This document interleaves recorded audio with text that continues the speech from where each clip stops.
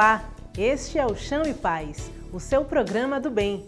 Hoje vamos trazer uma reflexão sobre a família, a partir das ideias do bispo da Diocese de Camaçari, Dom João Carlos Petrini, e do sociólogo Marcelo Couto Dias. Eles escreveram um livro sobre este assunto que é tratado na obra com enfoques culturais e políticos. Você também vai saber como surgiu um grupo de jovens católicos que surfam nas praias de Salvador. O Chão e Paz está no ar. A ligação entre a felicidade privada e a felicidade pública está na família. Ela também interfere na maneira como as pessoas se comportam em sociedade. Esse é o fio condutor de um livro que está sendo lançado esta semana. E a partir de agora você confere mais detalhes na conversa que eu tive com um dos autores dessa obra. O Chão e Paz de hoje recebe o sociólogo Marcelo Couto Dias, ele que é autor do livro Família no Debate Cultural e Político Contemporâneo. Marcelo, muito obrigada por participar do programa. É uma alegria para mim estar aqui com vocês, falando dessa publicação que tanto nos alegra. Pois é, esse livro vai ser lançado na Câmara de Vereadores na próxima quarta-feira, dia 12, e foi escrito em parceria com o bispo da Diocese de Camaçari, Dom Petrini. Então, como é que é feita a abordagem desse tema nesse livro? O livro ele nasce de anos de trabalho sobre esse tema, por parte de João Carlos Petrini, que recentemente eu me associei a ele, a gente começou a trabalhar juntos, desde a publicação, desde a minha pesquisa de mestrado, e a gente viu a necessidade de um texto simples, acessível, que pudesse retomar, reconsiderar alguns pontos nevrálgicos aí do tema família, porque é um tema muito amplo, Família é uma coisa que nos toca, a todos, porque se não somos pais e mães, mas todos somos filhos, Então quer dizer que a família tem a ver, de certa forma, com todos. E quais são os pontos específicos que vocês buscam resgatar nessa publicação? Primeiro a gente tenta mostrar, talvez esse seja o fio da publicação, que a família ela representa um nexo, uma ligação entre a felicidade privada e a felicidade pública. Por que isso? Porque nos últimos anos se difundiu uma ideia que a gente chama de privatização da família, como se a família fosse uma coisa que tem relevância somente para os indivíduos, pessoalmente. Como se o fato de pertencer a uma família não implicasse, não tivesse um impacto sobre a vida daquele sujeito em sociedade. Então a gente mostra que não, que a família influencia sim, E a gente vê. Mas nesse horizonte, a gente fala hoje muito de pluralização das formas familiares, a gente fala, será que todas essas formas têm a mesma capacidade de contribuir para o bem da sociedade, para o bem do indivíduo? Então, esse é um pouco o nexo. Então, daí a gente vai falar da família, o papel da família na constituição do projeto de vida por parte das novas gerações. É importante entender que a família está num contexto de mudança social. Então, se a sociedade muda, a família também muda. Se na sociedade aparecem novos valores, e aí hoje é muito comum, e aí tem em termos de valores, para continuar na questão dos filhos, é muito comum aquela ideia de que dar tudo ao filho, Então a sociedade onde a felicidade é confundida com o consumo, as pessoas confundem felicidade com as possibilidades de consumo, então ter menos filhos para possibilitá-los acesso a um número maior de bens, etc. Uma vez eu conversando com uma pessoa, falou assim, não, eu só vou ter um filho, porque eu quero dar tudo para ele. Eu falei, não, você não vai dar tudo, você não vai dar um irmão, então você não vai dar tudo, você vai dar muitas coisas para ele, mas tudo não, porque o irmão é um bem e você está se negando a isso. Então essas novas configurações, elas representam um questionamento de valores, de modelos tradicionais, sim, mas também é uma espécie de resposta a novas dinâmicas da sociedade. Ele foi o responsável pela criação das pastorais do dízimo e da criança. O arcebispo emérito Dom Geraldo Magela deixa Salvador no próximo mês, rumo a Londrina, no Paraná. O objetivo do cardeal é ficar mais perto da família, mas ele pretende fazer visitas à terra onde foi acolhido com tanto carinho. Após 15 anos de atuação na capital baiana, Dom Geraldo Magela, arcebispo emérito da Arquidiocese de Salvador, vai morar em Londrina, no Paraná. A viagem está marcada para março, após o retorno de Roma, onde participará do consistório dos cardeais, com a presença do Papa Francisco. A minha família toda está em São Paulo. Daqui a São Paulo a gente sabe quanto tempo é preciso para chegar lá. E eu gostaria de estar lá porque aqui praticamente eles não podem vir. Tem uma irmã mais velha e depois mais duas para abaixo. Então aí eu quero estar ali também para satisfazer a elas e satisfazer a mim mesmo, não é? Eleito cardeal da Santa Igreja Romana em 2001, hoje, aos 80 anos, ele recorda como chegou à cidade desde o momento da nomeação pelo então Papa João Paulo II, no dia 13 de janeiro de 1999. São 15 anos praticamente que eu estou aqui e me lembro bem as circunstâncias, como vim para Salvador. Eu que esperava não sair mais de Roma, né? E graças ao Dom Lucas, né, que com o beato João Paulo II, ele arranjou de eu vir aqui.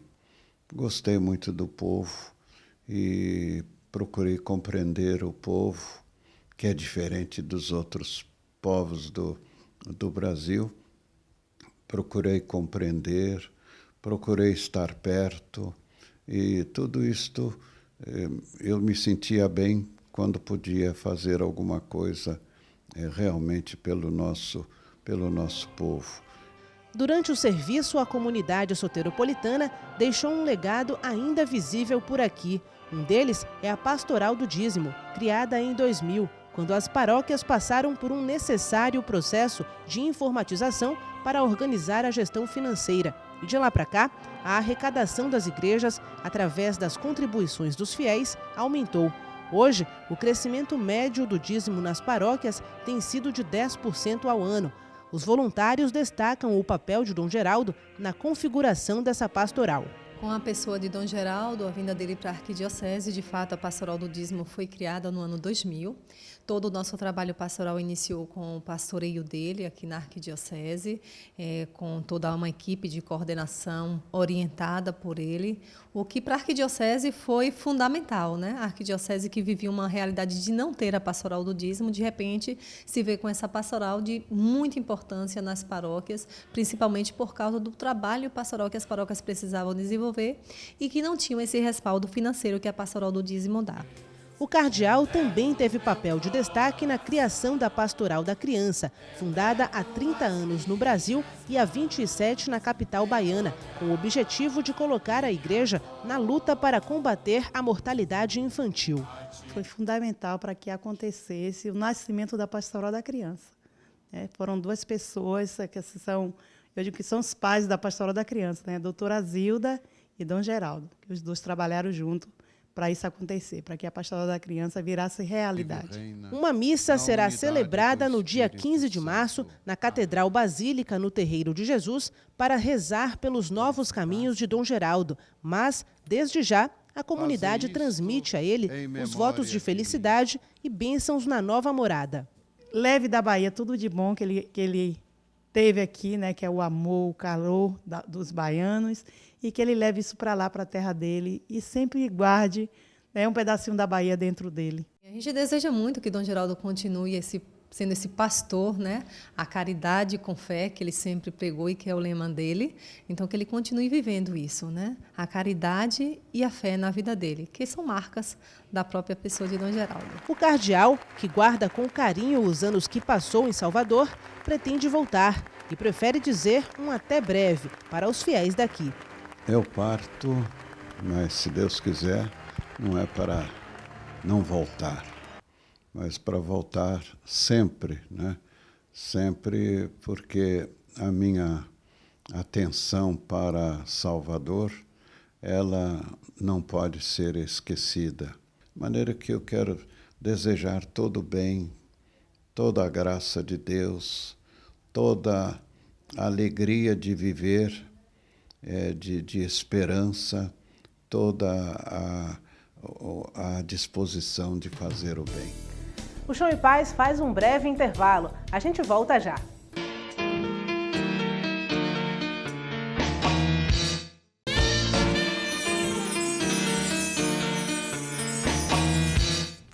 Estão abertas as inscrições para o curso de aprofundamento em catequese, que começa no dia 8 de março. As aulas acontecem aos sábados, no período da tarde, no Centro Arquidiocesano de Pastoral. O objetivo é formar agentes da pastoral catequética. Para mais informações, 4009-6624. O Centro Missionário Redentorista promove uma romaria ao Santuário Bom Jesus da Lapa e às Grutas da Chapada Diamantina até o dia 4 de março.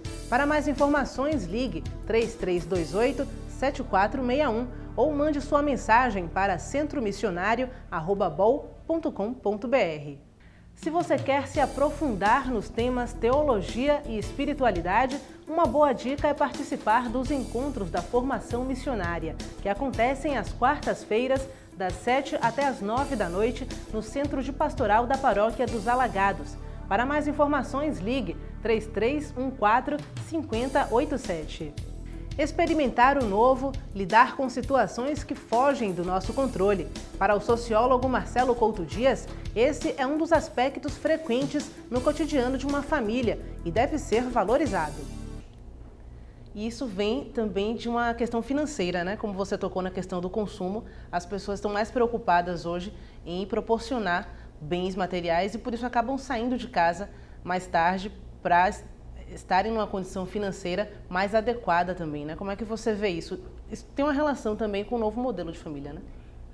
Se essa questão do consumo, né, dessa identificação entre felicidade e consumo também, de certa forma, apoiado por outras questões, por mudança nos valores, possibilitam uma espécie de retardo na constituição das famílias. Então, as pessoas primeiro esperam um trabalho consolidado, um bom salário, primeiro comprar a casa, o carro, tal, para depois, o projeto de constituir uma família fica para depois.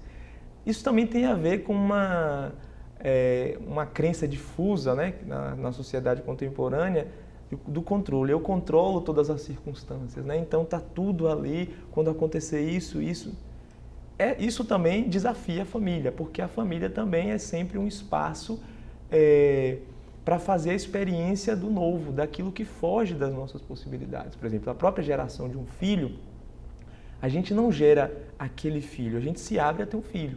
E depois se vai ser um menino, se vai ser uma menina, se vai ter essas ou aquelas características, inclusive se vai portar alguma necessidade especial, isso tudo foge do nosso controle, né?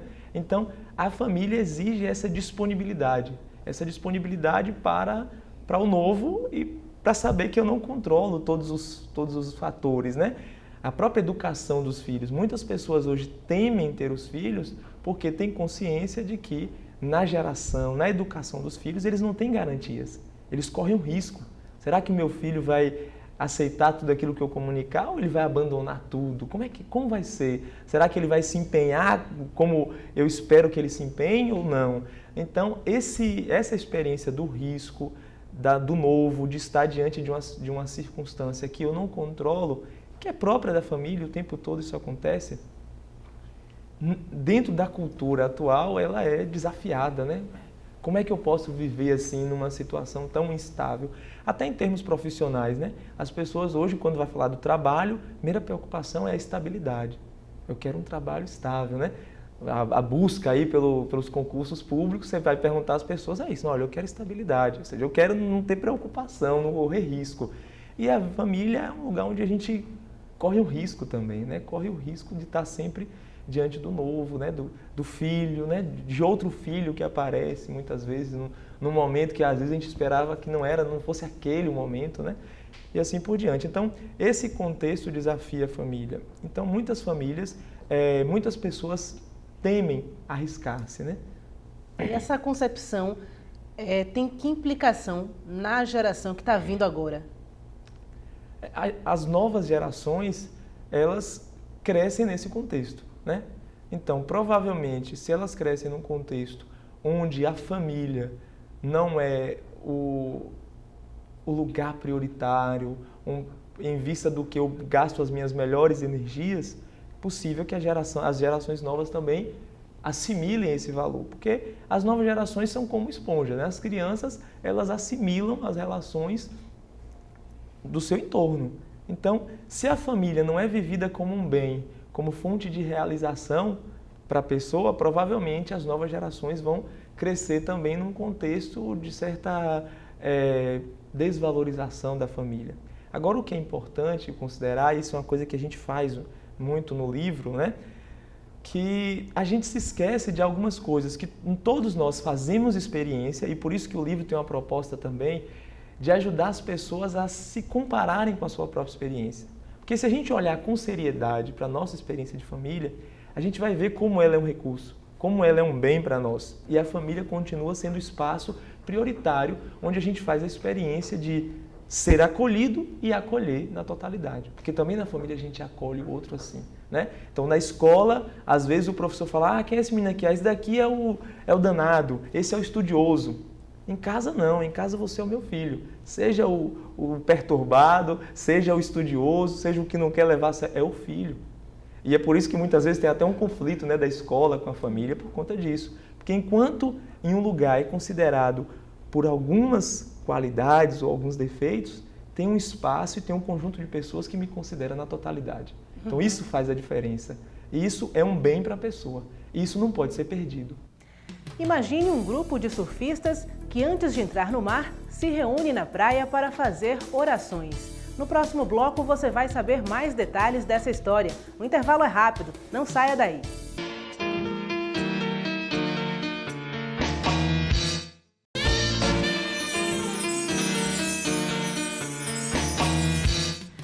O sociólogo Marcelo Couto Dias sugere que a família seja encarada pelo poder público como um interlocutor do Estado e, para isso, deve ser contemplada em leis específicas. E pensando na relação entre família e política, de que forma isso é abordado no livro? O livro insiste sobre essa necessidade de que a família seja considerada como um sujeito social. Reconhecer a família como um sujeito da sociedade. A nossa sociedade, durante muito tempo, e ainda hoje de certa forma, dá preferência ao indivíduo. Então, é o Estado e o indivíduo. Basta a gente ver as leis. Para dar um exemplo, no Brasil nós temos um Estatuto da Criança, temos um Estatuto do Idoso e temos uma lei para as mulheres, né? A Lei Maria da Penha. Mas nós não temos ainda um Estatuto das Famílias. Porque muitas vezes não se reconhece a família como um sujeito social, como um interlocutor do Estado, que tem exigências. E mais ainda, essa criança, essa mulher, esse idoso, ele está onde? Ele está na família. Então a primeira coisa com relação à política que o livro aponta é a necessidade de uma cidadania da família, ou seja, de reconhecer a família como um sujeito portador de direitos e também de deveres. Então as famílias têm direitos. Quais são os direitos da família? Porque a gente já sabe bastante dos direitos do homem, né, dos direitos da criança, mas e os direitos da família? Frente ao Estado, quais são os direitos dela? Quais são também os seus deveres para com a sociedade? Então a gente aponta isso. Depois a gente aponta a necessidade de políticas que sejam orientadas às famílias. Hoje a gente tem uma série de programas que trazem o nome família, mas continuam focalizando os indivíduos. Então a gente tem programa Bolsa Família, programa Saúde da Família, mas o foco continua sobre o indivíduo. Ou então o foco sobre um problema da sociedade. Para dar um exemplo, o Bolsa Família enfrenta o problema da pobreza. Mas o problema de consolidar as relações familiares? Quais são as políticas que enfrentam isso? Quais são as políticas que estão atentas a favorecer que as relações familiares se constituam e se mantenham sólidas e capazes de garantir esse bem para a sociedade? Então, a gente vê a necessidade, né, primeiro do Estado saber das políticas, né, da política, das leis, primeiro distinguir bem o que é a família, para não confundir a família com qualquer relação afetiva, né, porque do modo como a gente está hoje, a família é como mais uma relação afetiva, como tem a amizade, né? E a gente já vê a necessidade de reconhecer a família. Primeiro, a política tem que fazer isso. De que família nós estamos falando quando usamos o termo família? E depois, quais são as nossas obrigações frente a essa família? Como é possível promovê-la, reconhecê-la nos seus direitos? Isso aí, então. Muito obrigada, Marcelo Couto Dias, autor do livro Família no Debate Cultural e Político Contemporâneo. Muito obrigada por sua participação aqui no programa Chão e Paz. Então, quem quiser entender um pouco mais do livro, está aí o convite, né, para o lançamento que vai acontecer no dia 12, né, o lançamento do livro no dia 12 do 2, na próxima quarta-feira, no Centro Cultural da Câmara de Vereadores, às 19h30, né, tem o lançamento, todos estão convidados. E também aproveitar para sugerir a leitura do livro, né, para entrar nesse debate. Né? O livro não pretende esgotar o tema, até porque ele é pequeno, né, e não poderia esgotar um tema tão amplo com tão poucas páginas. Mas ele propõe estimular o debate, estimular a reflexão acerca desse tema, desse objeto de estudo que é tão caro a nós e que está tão diretamente ligado a cada pessoa. Aí, fica o convite para a leitura, para a reflexão sobre esse assunto. Obrigada, Marcelo. Por nada. Ser cristão é colocar em prática os ensinamentos de Jesus em qualquer lugar. É com esse espírito que o grupo Católicos que Surfam pratica o esporte nas praias de Salvador.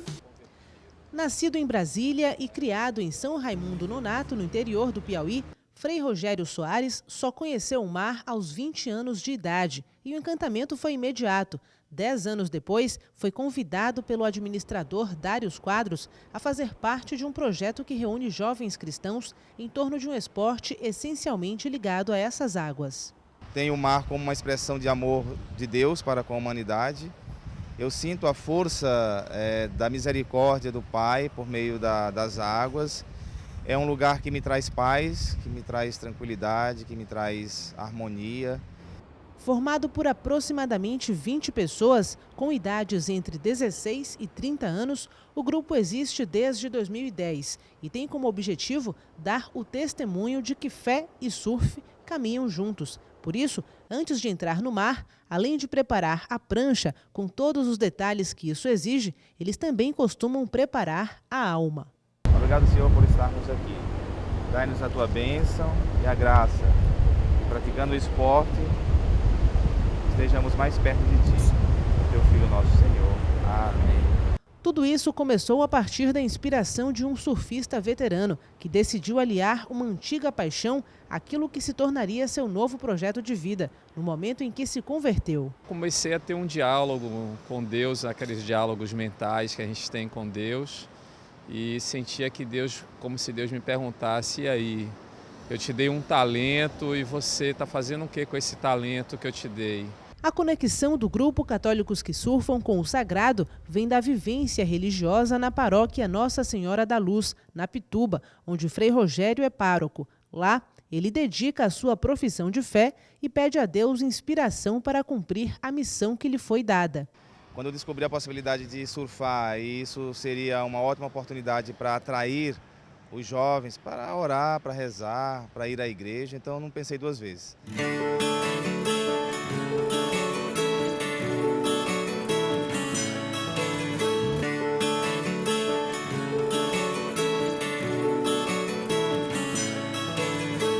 Quando eu menos esperava, eu estava participando do ECC e aí o Frei Rogério sentou na minha mesa. Aceitei o desafio, aceitei o convite, vamos lá, fundamos um grupo e estamos aqui há 4 anos.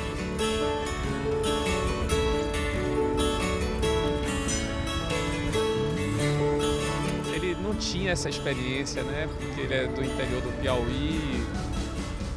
Então ele não conhecia assim, não tinha intimidade com o mar. Foi muito difícil, porque eu conheci o mar com 20 anos de idade, eu aprendi a nadar com 30 anos de idade, então as primeiras aulas elas foram desafiadoras, porque eu tinha insegurança, não conseguia me equilibrar bem na prancha, mas a força de vontade, o querer, me levou para frente. Hoje assim, sou um grande surfista, mas eu me divirto.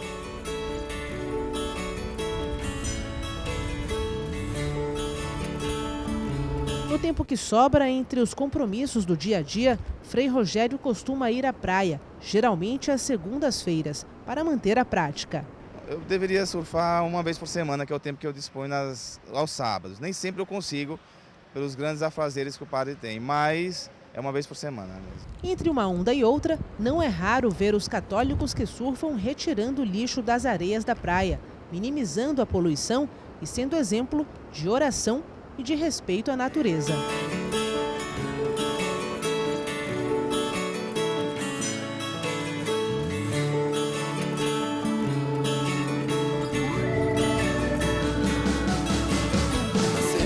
Escuta a Deus, movimento que leva a sua palavra, a oração, a fé, o temor, a surfistas das praias de Salvador, ou seja, de onde for, católicos que surfam obediência.